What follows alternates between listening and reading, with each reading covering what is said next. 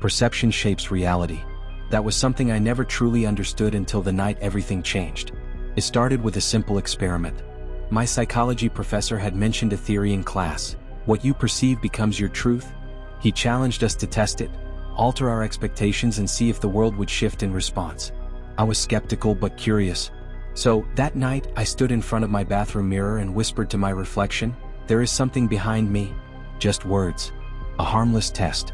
But the mind is powerful. The first time I said it, nothing happened. The second time, I felt a flicker of unease, like the room had grown colder. By the third time, I swore I saw a shadow shift behind me just at the edge of my vision. I laughed it off. Imagination, I told myself. But as I turned to leave, I hesitated. The room felt off, like someone was still there watching. Over the next few days, strange things started happening. The shadows in my apartment seemed darker, stretching in ways they shouldn't. My reflection in the mirror lagged for just a fraction of a second, barely noticeable, but enough to make my stomach twist. Then came the whispers.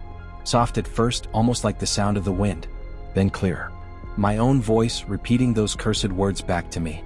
There is something behind me. One night, I woke to the sound of breathing. Not mine. Deep, raspy, inches from my ear. I turned, heart hammering, but nothing was there. I stopped sleeping.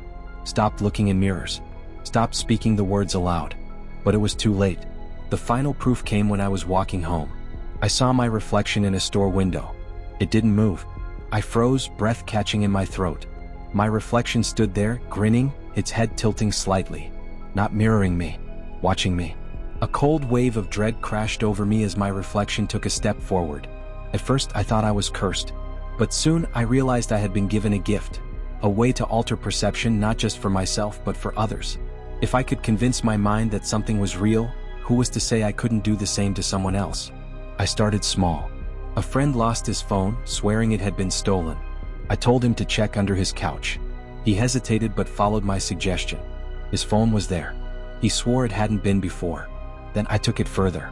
I whispered truths into people's ears, truths they didn't know they believed, until they did. The first real test was with a known liar. A local businessman who had been suspected of embezzlement but always slipped through the cracks. I sat across from him in a dimly lit cafe, leaned forward and whispered, "You've already confessed." He laughed. Then he frowned. His hands began to shake. His breath quickened.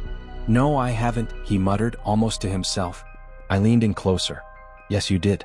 Last night. You remember now, don't you?" His pupils dilated. His face paled. I think I did," he whispered, his voice barely audible.